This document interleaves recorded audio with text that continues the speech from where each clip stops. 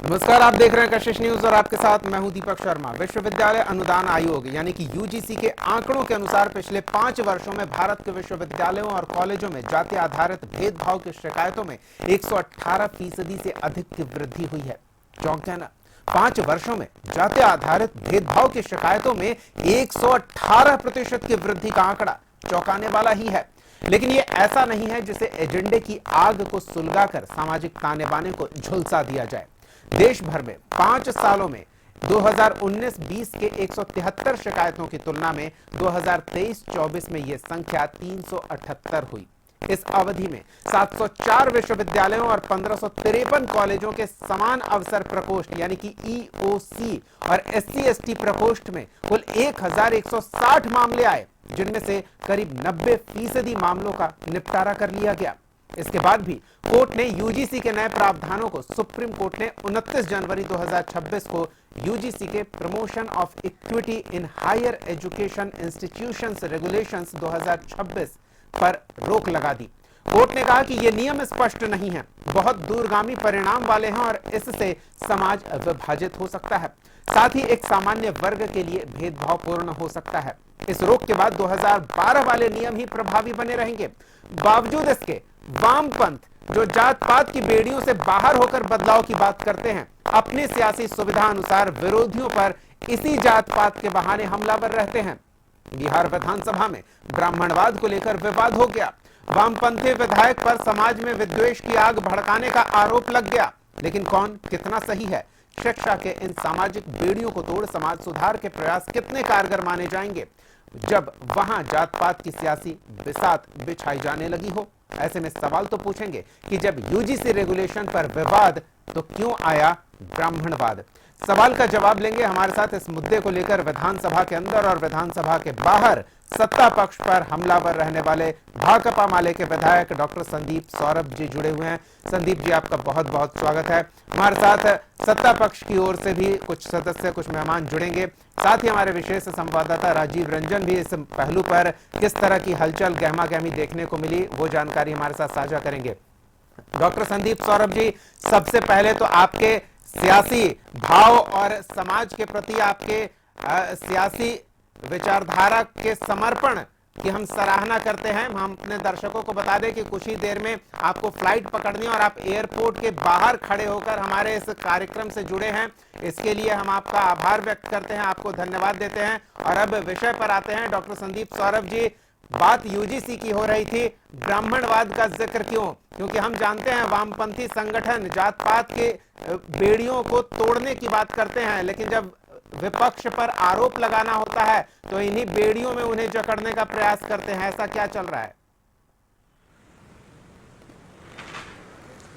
देखिए, आज बिहार विधानसभा में हमने कार्यस्थगन प्रस्ताव लाया था और कार्यस्थगन प्रस्ताव में हमने यही मांग किया था कि बिहार समेत देश भर के अंदर तमाम विश्वविद्यालयों के अंदर उच्च शैक्षणिक संस्थानों में जो जातिगत भेदभाव के मामले आ रहे हैं और खुद यूजीसी का रिपोर्ट भी कह रहा है कि पिछले 5 सालों में 118% की उसमें बढ़ोतरी हुई है, तो उसी के आलोक में यूजीसी रेगुलेशन आया था।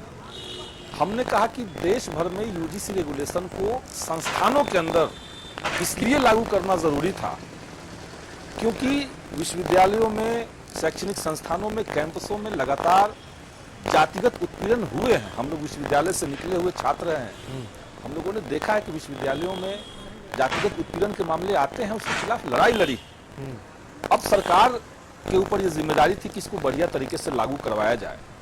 हमने सदन में यही कहा कि जब ये रेगुलेशन आया, ठीक उसी समय ब्राह्मणवादी मानसिकता से लोगों ने उसका विरोध करना शुरू किया। जैसे कुछ लोगों का ये फंडामेंटल राइट है कि वो कैंपसेस के अंदर उत्पीड़न करें, जातिगत भेदभाव करे, किसी का फंडामेंटल राइट है, इस तरह से लोगों ने बिहेव किया और उसके खिलाफ एक जबरदस्त आक्रामक आंदोलन सड़क पे उतरा। सरकार बैकफुट पे गई और बाद में हमने देखा कि सुप्रीम कोर्ट ने उसको स्टे लगा दिया और उस स्टे के बाद 2 राज्यों में, कर्नाटक और तेलंगाना की सरकारों ने संज्ञान लिया है कि वो अपने यहाँ रोहित वेमुला एक्ट की संभावना बना सकते हैं, वो कर सकते हैं। तो उसके आलोक में बिहार सरकार भी अपने विश्वविद्यालयों के अंदर, अपने उच्च शैक्षणिक संस्थानों के अंदर ये इक्विटी को स्थापित करने के लिए इक्विटी रेगुलेशन जो यूजीसी का है उसको लागू करें, ये हमने मांग की। और साथ ही साथ चूंकि सरकार का ये भी दावा है कि हम डबल इंजन की सरकार है, तो एक इंजन जो आपका दिल्ली में है, आप उनसे मांग कीजिए, आप पत्र लिख करके कहिए कि वो इसके लिए एक ऑर्डिनेंस पास करा ले, एक अध्यादेश पास करा ले, और अध्यादेश के बाद ये कानून हो जाएगा तो देश भर में लागू होगा। अब इसका दुरुपयोग हो सकता है, तो किस कानून का दुरुपयोग नहीं हो सकता है? क्या दहेज प्रथा के खिलाफ जो कानून है उसका दुरुपयोग नहीं हो सकता है? तो क्या आप उस कानून को खत्म कर देंगे? तो दुरुपयोग होगा, इसलिए हम इस कानून को नहीं लाएंगे। इसलिए जो बड़ा आंकड़ा कैंपस के अंदर कास्ट डिस्क्रिमिनेशन का उसको एड्रेस नहीं करेंगे, ये समझदारी सही नहीं है। ये हमने कहा, अब इस गंभीर मामले में जो विपक्ष को सूझा, अब इस पर तो उनको जवाब देना नहीं था, क्योंकि सरकार में जो लोग बैठे हुए हैं वो दोनों तरफ से खेल रहे हैं। उनको लगता है कि वो यूजीसी रेगुलेशन के माध्यम से तमाम जो पिछड़े समुदाय के लोग हैं, वंचित तबके के लोग हैं, उनके बीच में हमारा अच्छा मैसेज जाएगा, और फिर इनडायरेक्टली उसके खिलाफ प्रोटेस्ट करवा करके, उसको कोर्ट में स्टे लगवा करके हम इधर भी खुश कर लेंगे लोगों को। तो अगर आपके अंदर कोई इस बात के लिए प्रतिबद्धता अगर आपके पास है, तो आप इस पर चर्चा करा लीजिए सदन में। हमने यही मांग किया। अब इसको दबा करके ब्राह्मणवाद शब्द क्यों बोल दिया गया? पूरा डिबेट विपक्ष यहाँ लेकर के आ रहा है। हम तो यूजीसी के ऊपर बात कर रहे हैं, और ब्राह्मणवाद कोई जाति का नाम नहीं है। ब्राह्मणवाद और ब्राह्मण दो अलग अलग शब्द हैं, दोनों का एकदम अलग मतलब है। ब्राह्मणवाद एक मानसिकता है जो वर्णाश्रम व्यवस्था के तहत अपने आप को श्रेष्ठ मानता है, बाकियों को तुच्छ मानता है। ब्राह्मणवादी मानसिकता मानता है कि वो भगवान के जो है, ब्रह्मा भगवान के वो मुंह से पैदा लिए हैं, बाकी लोग पैर से लिए हैं, तो जो पैर से पैदा लिए वो उनकी सेवा करे। ये ब्राह्मणवाद है, ये मानना ब्राह्मणवाद है। और एक ओबीसी व्यक्ति भी, एक दलित समाज का व्यक्ति भी ब्राह्मणवादी मानसिकता के चुंगल में फंस सकता है, वो ब्राह्मणवादी हो सकता है। हमने किसी जाति को टारगेट नहीं किया। अब उसी को लेकर के पूरा विपक्ष जिस तरीके से हंगामा किया, तो वो तो अनफॉर्चुनेट है। हमने एक संवैधानिक मेथड से एक बड़े क्राइसिस को एड्रेस करने की मांग सदन के अंदर की, और सत्ता पक्ष में जो लोग बैठे थे उसको एड्रेस करने के बजाय उन्होंने इसका बात का बतंगड़ बना करके ब्राह्मण के खिलाफ बोल दिया। ब्राह्मणवाद मुर्दाबाद, ये तो कैंपस में कहीं भी और देश भर में लोगों का नारा है, ये कोई बड़ी बात नहीं है। नहीं, लोगों का नारा नहीं है, तो उसको कोई जाति से मतलब नहीं है। ब्राह्मण समाज के जो लोग हैं, जो ब्राह्मण जाति के लोग हैं, वो भी ब्राह्मणवाद के खिलाफ बोलते हैं। ब्राह्मणवादी मानसिकता का आप उल्लेख कर रहे हैं, और कोई दलित भी अगर शोषक वाली मानसिकता रखता है तो उसे भी आप ब्राह्मणवादी मानसिकता से पीड़ित व्यक्ति कह सकते हैं, जो दलित समाज में है। दूसरी महत्वपूर्ण बात, आप जिस तरह से ब्राह्मणवादी विचारधारा को पेश कर रहे हैं, ऐसा लग रहा है कि वो नाजीवादी विचारधारा से कम नहीं है। तो आप एक समुदाय विशेष को लेकर उसके पूरी सोच को, उसकी पूरी समझ को, उसके पूरे सोशियोलॉजी को इस तरह से डिमेन कर रहे हैं, इस तरह से उसे विद्वेषपूर्ण बता रहे हैं, ये भी तो गलत है। आपके सवाल के साथ उधर विजय सिन्हा जी खड़े हुए, उन्होंने भी वही बातें दोहराई जो आपने शुरू में कही कि कॉलेज स्कूल में हम भी गए थे, वहां प्रताड़ना के शिकार हुए। उन्होंने भी कहा कि हमारे साथ भी इस तरह की घटनाएं हुई, हमें भी प्रताड़ित किया गया। तो फिर अंतर क्या रह जाता है? एकदम अंतर रह जाता है। विजय सिन्हा गर्व से सदन के अंदर खड़ा होकर के कह रहे थे ना कि हम भूमिहार ब्राह्मण हैं। क्या कोई दलित इतना ही गर्व के साथ खड़ा होकर कह सकता कि हाँ हम डोम जाति से हैं? नहीं कह सकता है। लेकिन वो ब्राह्मणवाद से आजादी का नारा लगा सकता है। जाति को गर्व से कहने की जो साहस, तो ब्राह्मणवाद से कौन आजादी नहीं चाहेगा? आप जान रहे हैं ब्राह्मणवाद क्या कहता है? वो कहता है कि महिलाओं को अपने घर में रहना चाहिए। सदन के अंदर कोई महिलाएं कैसे पहुंच गई? तो ब्राह्मणवाद, मनुवाद, ये संविधान के खिलाफ वाली मानसिकता है। ये किसी जाति का टारगेट करने की बात ही नहीं है। ये मैं बार बार कह रहा हूं। आप ये मत समझिए कि जब हमने ब्राह्मणवाद के विरोध में कोई बात कही तो हमने किसी जाति के विरोध में बात कही, ऐसा है नहीं। हम तो ब्राह्मणवाद का मतलब मनुवाद, जो मनुवाद को मानता है, मनुस्मृति को जो मानता है। मनुस्मृति कहता है कि दलितों का ये काम है, महिलाओं का केवल ये काम है। जो दलित समाज के लोग उसका एकमात्र काम है सवर्णों का और ब्राह्मणों का पूजा करना। तो इस मानसिकता के खिलाफ अगर नहीं लड़ेंगे तो आप आधुनिक भारत, आधुनिक बिहार समाज को अगले कतार में कैसे ले जाएंगे? चलिए, आधुनिक तो भारत, हम तो आगे आधुनिक बढ़ने की समाज बात का कर आप रहे हैं। उल्लेख कर रहे हैं। और अगर आपको बता कोई दें, ये कह रहा है आपने कि नहीं, मनुवाद का जिक्र कैंपस कर के दिया। अंदर हाँ। ये इक्विटी रेगुलेशन नहीं होना चाहिए, तो वो तो समाज को पीछे ले जा रहे हैं। नहीं नहीं, लेकिन अब तक 2012 वाला नियमन तो प्रभावी है ना संदीप जी। ऐसा नहीं है कि अब कुछ भी नहीं बचा। जो व्यवस्था पहले से स्थापित थी उस व्यवस्था को खत्म नहीं किया गया है, बदलाव को रोका गया है फिलहाल के लिए। आप देखिए, बिल्कुल बिल्कुल, देखिए आप जब ये 2016 में हैदराबाद केंद्रीय विश्वविद्यालय में जब रोहित वेमुला की संस्थानिक हत्या हुई, और मैं संस्थानिक हत्या उसको कहता हूं, उसके बाद देश भर में जिस तरीके का ये माहौल बना, हम लोग खुद उस समय स्टूडेंट एसोसिएशन के पार्ट थे और दिल्ली में बड़ा आंदोलन हम लोगों ने किया था। देश भर का एक बड़ा मोबिलाइजेशन दिल्ली में हुआ और एमएचआरडी के पास जाकर के हम लोगों ने मांग किया था कि संस्थानों के अंदर जो 2012 का प्रावधान है वो इनफ नहीं है एड्रेस करने के लिए।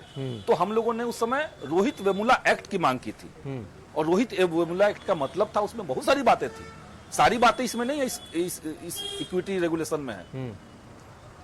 लेकिन कोई कानून आने से पहले उसका विरोध करेंगे, और विरोध करने का हमारा अधिकार जो है वो इसलिए है क्योंकि भाई उत्पीड़न के खिलाफ कानून आपने कैसे 2-3 बार रोहित वेमुला एक्ट से संबंधित अपनी बात रखी है, तो इसमें अब मुझे जो लग रहा है कि किसी भी घटना के उतने ही पहलू को प्रस्तुत किया जाए जिससे फायदा हो और आपकी सोच को आगे बढ़ने की जगह मिल सके। रोहित वेमुला के मामले में कोर्ट का क्या फैसला आया था ये बताने की मुझे आवश्यकता नहीं है। एससी एसटी वाला जो निचली जाति वाले मामले को लेकर प्रचारित किया जा रहा था, उस तरह की कोई बात निकलकर सामने नहीं आई है। अब आप उस पर भी सवाल उठाएंगे, यहाँ भी कोर्ट का मामला है। हम आते हैं आपके पास संदीप जी। हम अब अपने विशेष संवाददाता राजीव रंजन के पास चलते हैं। विधानसभा के अंदर जो हुआ सो हुआ, बाहर इस पर काफी प्रतिक्रियाएं आई है, काफी तल्खी भरा माहौल बाहर देखने को मिला था। तो क्या कुछ सत्ता पक्ष के नेताओं का कहना है आपके इस वक्तव्य को लेकर? एक दो टिप्पणी हम अपने सहयोगी राजीव जी से जान लेते हैं और फिर आपके पास आते हैं। आपकी बात को हम पूरे विस्तार से सुनेंगे और समझने का प्रयास हमारा भी रहेगा। हमारे दर्शक भी जरूर समझना चाहेंगे कि आप अपने विचार किस भाव के साथ प्रस्तुत करना चाह रहे हैं। राजीव, काफी गहमा गहमी रही थी बाहर इस बात को लेकर, एक तरफ यूजीसी, दूसरा तरफ ब्राह्मणवाद। देखिए दीपक, अंदर भी गर्मा गर्मी हुई। विजय सिन्हा, मिथिलेश तिवारी जैसे लोग सामने आए, स्थिति इतनी भयावह हो गई कि विधानसभा अध्यक्ष ने इस भाषा को, उस लाइन को प्रोसीडिंग से हटाने का निर्देश दे दिया।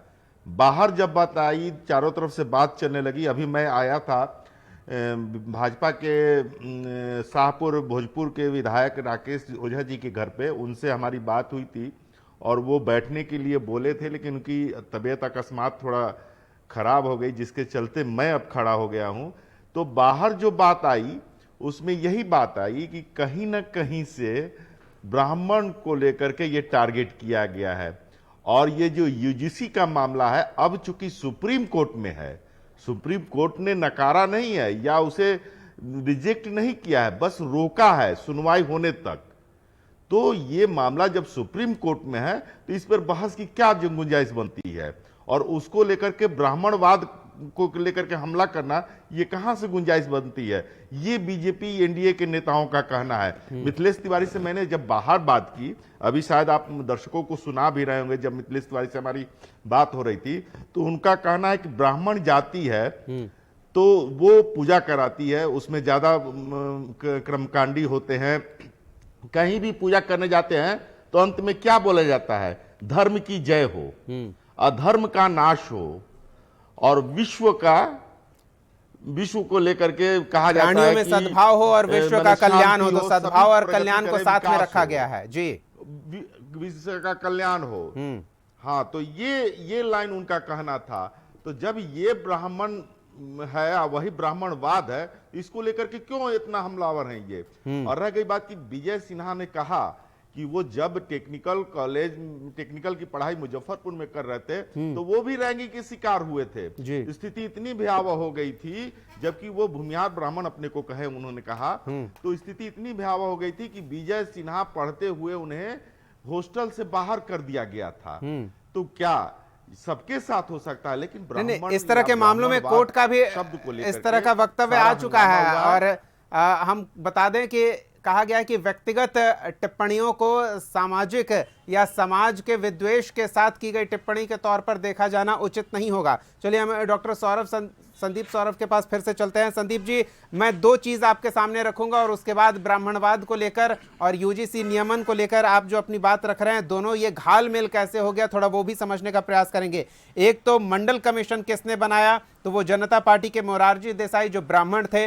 दूसरा, मंडल कमीशन लागू किसने किया, तो जनता पार्टी के दूसरे नेता वीपी सिंह जो राजपूत थे। तो अगड़े पिछड़ों में भेद कौन कर रहा है और अगड़े पिछड़ों को एकजुट पीछे जो है उन्हें बराबर हक देने का प्रयास कौन कर रहा है, ये बताइए। अब देखिए, बिल्कुल ब्राह्मणवाद के खिलाफ लड़ना ये हर व्यक्ति का कर्तव्य है। ब्राह्मणवाद शब्द पे मत जाइए, उसका जो सेंस है उस पे जाइए। और हम कही रहे, कई सारे हमारे मित्र हैं जाति से वो ब्राह्मण हैं, लेकिन वो ब्राह्मणवाद के खिलाफ बोलते हैं, लिखते हैं, पढ़ते हैं, रिसर्च करते हैं। ब्राह्मणिकल हिस्ट्री एक तरह का टर्म है पॉलिटिकल साइंस के अंदर, हिस्ट्री के अंदर, तो इसलिए उस पर नहीं जाना चाहते। हम ये कहेंगे, विजय सिन्हा जी ने जो सदन के अंदर कहा, एक तो वो गर्व से अपनी जाति की घोषणा कर रहे हैं, दूसरी बात जो वो कह रहे थे कि उनके साथ भी रैगिंग हुआ। सही बात है, रैगिंग हर किसी के साथ हो सकता है, लेकिन जब रैगिंग की घटनाएं बढ़ी तो रैगिंग के खिलाफ कोई कार्रवाई तो हुआ, कानून तो बना। आज के समय में रैगिंग आसान चीज नहीं है। रैगिंग अगर आप करते हुए पाए जाएंगे तो बहुत कड़ी कार्रवाई आपके ऊपर होगी। हर संस्था में एक कमेटी है जी। लेकिन विजय सिन्हा जी के साथ कास्ट डिस्क्रिमिनेशन नहीं हुआ, उनके साथ जातिगत उत्पीड़न नहीं हुआ, क्योंकि वो खुद ही श्रेष्ठ जाति से आते हैं, जिसकी गर्व से वो सदन के अंदर घोषणा भी कर रहे हैं। तो आपके साथ रैगिंग हुआ तो रैगिंग कानून बन गया, आपको अच्छा लगा, चलिए। लेकिन अगर किसी के साथ जातिगत उत्पीड़न हो रहा है और विश्वविद्यालयों के अंदर जातिगत समीकरण जो समाज के हैं वो किस तरह के हैं आप सब लोग जानते हैं। कितने ओबीसी के प्रोफेसर हैं, कितने असिस्टेंट प्रोफेसर हैं, कितने पर नॉट फाउंड सुटेबल लिख दिया जाता है, सब आंकड़े हैं। केंद्रीय विश्वविद्यालय में कितने वाइस चांसलर ओबीसी हैं, नहीं है। तो सभी जगह एक तरह की जातियों का वर्चस्व रहेगा, सभी जगह पे डिसीजन मेकिंग बॉडी में वो रहेंगे। और कैंपस के अंदर अगर सोशल जस्टिस को इंश्योर करने के लिए कोई कानून आता है तो विजय सिन्हा खड़ा होकर के कह रहे हैं कि नहीं, चूंकि कोर्ट ने दे दिया ऑर्डर, कोर्ट ने ऑर्डर दे दिया, उनको लगता है ऑर्डर, जबकि नहीं है, ये स्टे है केवल, तो अब इसमें कुछ बोलना नहीं चाहिए। क्यों नहीं बोलना चाहिए? और जो अध्यादेश लाने की बात हमने कही, वो तो एक संवैधानिक प्रक्रिया है। संविधान किसी भी देश के सरकार को ये राइट देता है कि अगर कोर्ट से कोई मामला आपका रुक रहा है तो आप अध्यादेश ला करके, ऑर्डिनेंस ला करके, बिल्कुल, हमारे संसदीय व्यवस्था इसीलिए है कि हमारे जनप्रतिनिधि हमारे लिए जो सही कानून है उस कानून के बनाने में अपनी भागीदारी सुनिश्चित करें, उसमें कोर्ट की भूमिका नहीं होगी। सभा में क्यों नहीं होगी जी? उस पर चर्चा विधानसभा के अंदर क्यों नहीं होगी? सवाल तो यह है, विधानसभा किस लिए है? हमने कहा विधानसभा से अगर प्रस्ताव पारित हो जाए, जिस तरीके से कास्ट जातिगत जनगणना करवाने के लिए विधानसभा से प्रस्ताव पारित हो केंद्र के पास गया, तो इस मुद्दे पर भी विधानसभा से प्रस्ताव पारित हो सकता था, केंद्र पर जा सकता था। लेकिन भाजपा का जो डुबियस चरित्र है, जो दोहरा चरित्र है, वो दोनों तरफ से कन्या का भी भाई है, दूल्हा का भी भाई है, तो इसके चलते वो चर्चा नहीं चाहते थे। चर्चा नहीं चाहते थे तो फंसाए कहाँ? ब्राह्मणवाद कह दिया। चलिए, एक मेरी व्यक्तिगत जिज्ञासा है, मैं डॉक्टर संदीप सौरभ जी आपके सामने वो रखना चाहूंगा जी। स्पीकर महोदय ने कहा था ब्राह्मण शब्द हटाइए, ब्राह्मणवाद हटाने के लिए नहीं कहते, वो पूरा सेंटेंस हटाने के लिए भी नहीं कहते। ठीक है, एक मेरी व्यक्तिगत जिज्ञासा है, मैं चाहूंगा आप उस पर भी अपनी बात रखें। व्यक्तिगत जिज्ञासा यह है कि आरक्षण का प्रावधान संविधान में 5 साल के लिए किया गया था, लेकिन वो बढ़ता गया। अब सियासी नफा नुकसान उसमें किसने देखा, ये तो समाज के लोग और सियासी लोग अच्छी तरह से समझ रहे हैं। लेकिन फिर जिम्मेदार किसे ठहराया जाए कि 5 साल में उस दुर्भावना को दूर नहीं किया गया, समाज में वो बरकरार रहा। बरकरार क्या रहा, वो और जख्म जो था वो नासूर बनता चला गया, और आज उसका सियासी नफा नुकसान देखकर उसे बरकरार रखने को सभी मजबूर नजर आ रहे हैं। कौन जिम्मेदार है? देखिए, उस दुर्भावना से जिसको फायदा है, जो आप जिसको दुर्भावना कह रहे हैं, उस दुर्भावना से जिसको फायदा है वही मेंटेन करेगा। कोई दलित तो छुआछूत मेंटेन करना नहीं चाहेगा ना, कोई ओबीसी तो इस बात को मेंटेन करना नहीं चाहेगा कि विश्वविद्यालयों के दरवाजे जो हैं वो पिछड़ों के लिए बंद रहे। कोई नॉट फाउंड सुटेबल का जो कल्चर चल रहा है असिस्टेंट प्रोफेसर और तमाम बहालियों में, उसको तो कोई वंचित तबका का व्यक्ति डिफेंड नहीं करेगा। तो ये चीजें मेंटेन है क्योंकि लोग मेंटेन रखना चाहते हैं। हम ब्राह्मणवाद शब्द कह देंगे, उसके मीनिंग पे लोग नहीं जाएंगे, और जाति को लेकर के हल्ला करने लगेंगे। संसद के अंदर एक बार ठाकुर का कुआं कविता पढ़ दिया गया, आप देखिए बिहार में कैसे तहलका मच गया। ओम प्रकाश वाल्मीकि की इतनी बेहतरीन कविता है और बिहार में लोग कहे ठाकुरों के खिलाफ बोल दिया। नहीं, ये भी दिलचस्प बात है डॉक्टर संदीप सौरभ जी। जैसे ठाकुर के नाम पर उसके कुएं को लेकर जिनको पानी जहरीला कर दिया गया, अंदर बराबरी है, उनको फायदा है। नहीं, सौरभ जी उसी समय का एक और महत्वपूर्ण घटनाक्रम है, उसका भी उल्लेख कर देते हैं। एक तरफ ठाकुर के कुएं का पानी जहरीला हो गया, समाज में विद्वेष फैल गया, लेकिन दूसरी तरफ एक ठाकुर को भारत रत्न दिया गया। तो ये है हमारे देश की खूबसूरती। इसमें हर बार जात का उल्लेख करके विवाद क्यों खड़ा करना, क्योंकि सियासी फायदा है।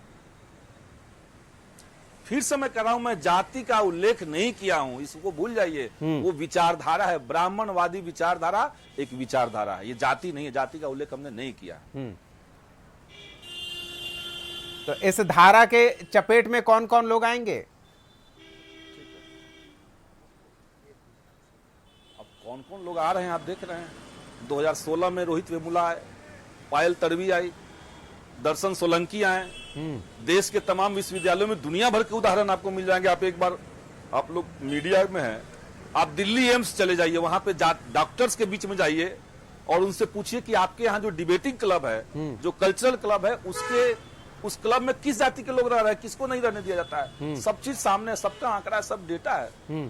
कास्ट डिस्क्रिमिनेशन नहीं होता है। बैठ के हम भले ही यहाँ शहर में सोच ले या हम अपने आप को उस कास्ट डिस्क्रिमिनेशन का भुक्तभोगी नहीं है तो हम मान ले कि नहीं होता है, मॉडर्न युग आ गया है, लेकिन जाति काम करता है।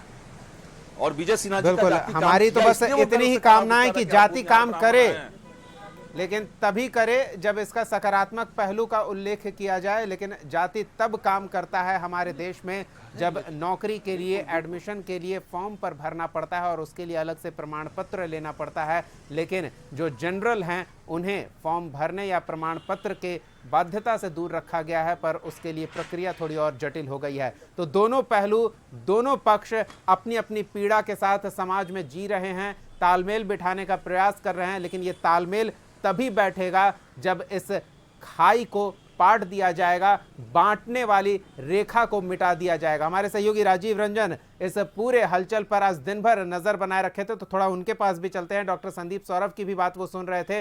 राजीव, क्या लगता है?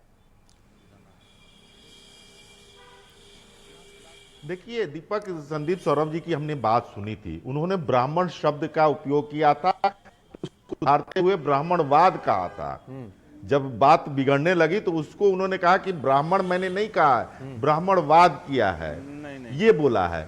तो अभी संदीप सौरभ बोल भी रहे थे कि ये पत्रकार दीर्घा में बैठे हुए थे। संदीप जी आप सुन लीजिए, हमारे सहयोगी पत्रकार दीर्घा में बैठे हुए थे। नहीं तो अभी आपने, संदीप सौरभ जी, अभी आपने बोला भी, अभी आपने बोला भी कि विधानसभा अध्यक्ष ने ब्राह्मण शब्द हटाने की बात कही थी। ठीक है, हाँ, संदीप जी के समय की बाध्यता हम समझ पा रहे हैं। जी राजीव, अभी संदीप सौरभ ने कहा है, हाँ जी, वो अपनी बात रखेंगे सदन की कार्यवाही से जो हटाया गया है संदीप सौरभ का जो। आपको क्या लगता है राजीव, ये मुद्दा शांत होने वाला है या आगे भी इस मुद्दे पर हंगामा होता रहेगा? सत्र में इस पर अभी शांति नहीं देखने को मिलेगी? जी नहीं, ये अभी आगे मुद्दा चलेगा। सोमवार को फिर एक बार देखने को मिलेगा।